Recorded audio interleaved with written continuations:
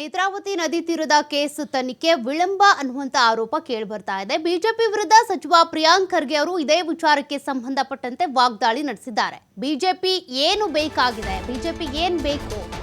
ಒಂದೆಡೆ ಧರ್ಮಸ್ಥಳ ಚಲೋ ಅಂತಾರೆ, ಮತ್ತೊಂದೆಡೆ ಸೌಜನ್ಯ ಮನೆಗೆ ಹೋಗ್ತಾರೆ, ಮತ್ತೊಂದು ಕಡೆ ಹೇಳ್ತಾರೆ ಎಸ್ಐಟಿ ತನಿಖೆ ವಿಳಂಬ ಆಗ್ತಾ ಇದೆ ಅಂತ. ನಿಜಕ್ಕೂ ಬಿಜೆಪಿಗೆ ಏನ್ ಬೇಕಾಗಿದೆ ಅನ್ನೋದು ಗೊತ್ತಾಗ್ತಿಲ್ಲ. ರಾಶಿ ರಾಶಿ ಬುರುಡೆ ಸಿಕ್ಕಿದೆ ಅಂತ ಸೌಜನ್ಯ ಮನೆಯವರು ಹೇಳ್ತಾ ಇದ್ದಾರೆ. ಇದಕ್ಕೆ ಈಗ ಬಿಜೆಪಿ ನಾಯಕರು ಏನ್ ಹೇಳ್ತೀರಿ? ಇವರ ಒಂದು ಹೋರಾಟ ತಾರ್ಕಿಕ ಅಂತ್ಯ ಕಾಣ್ತಾ, ತಲೆ ಕಡೀರಿ ತೊಡೆ ಮುರಿರಿ ಅಂತ ಸಿಟಿ ರವಿ ಹೇಳ್ತಾರೆ. ಅವ್ರ ಮಕ್ಕಳಿಗೆ ಈ ರೀತಿ ತಲೆ ಕಡೀರಿ ಅಂತ ಹೇಳಿದ್ದಾರೆ. ಅವರು ತಮ್ಮ ಮಕ್ಕಳನ್ನ ಬಿಟ್ಟು ಬಡವರ ಮಕ್ಕಳ ಪ್ರವೋಕ್ ಮಾಡುವಂತ ಕೆಲಸ ನಡೀತಾ ಇದೆ. ಬಿಜೆಪಿ ನಾಯಕರ ವಿರುದ್ಧ ಸಚಿವ ಪ್ರಿಯಾಂಕ್ ಖರ್ಗೆ ವಾಗ್ದಾಳಿ ನಡೆಸಿದ್ದಾರೆ. ಏನು ಬೇಕು? ಅವರಲ್ಲೇ ಗೊಂದಲ ಇದೆ. ಧರ್ಮಸ್ಥಳ ಚಲೋ ಯಾರಿಗೋಸ್ಕರ ಮಾಡಿದ್ರು ಸರ್? ಯಾರಿಗೋಸ್ಕರ ಮಾಡಿದ್ರು? ಧರ್ಮಸ್ಥಳಕ್ಕೆ ಅಪಪ್ರಚಾರ ಬರಿತಾ ಇದೆ ಅಂತ ಮಾಡಿದರು. ಸೌಜನ್ಯ ಅವ್ರ ಮನೆಗೆ ಹೋಗಿದ್ರು. ಸೌಜನ್ಯ ಮನೆಯಲ್ಲಿ ಏನಾಯಿತು? ಯಾರ ಮೇಲೆ ಅಪವಾದನೆ ಬಿತ್ತು?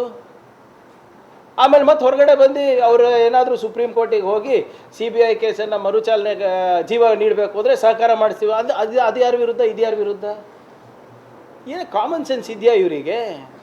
ಈಗ ಯಾರ ಮನೆಗೆ ಹೋಗಿದ್ರು ಆ ವ್ಯಕ್ತಿನೇ ಹೇಳ್ತಾರಲ್ಲ, ಅಲ್ಲಿ ರಾಶಿ ರಾಶಿ ಬುರುಡೆ ಸಿಕ್ಕಿದೆ, ಅದು ಸಿಕ್ಕಿದೆ ಅಂತ. ಇವಾಗ BJP ಏನು ಹೇಳ್ತಾರೆ?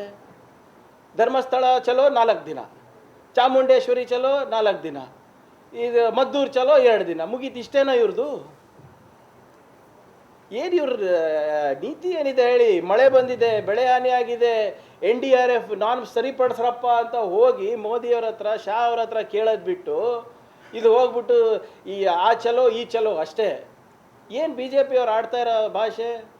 ಅಲ್ಲಿ ಹೋಗ್ಬಿಟ್ಟು ಏನೋ ತಲೆ ಕಡೀರಿ ತೊಡೆ ಮುರಿಯಿರಿ ಅಂತೆ ನಾವು ಇದು ಮಾಡ್ತೀವಿ.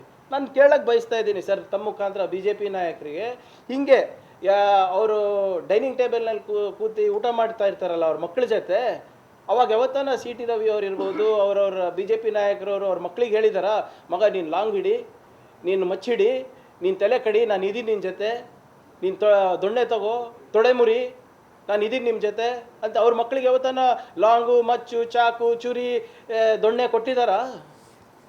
ಏನು ಭಾಷೆ?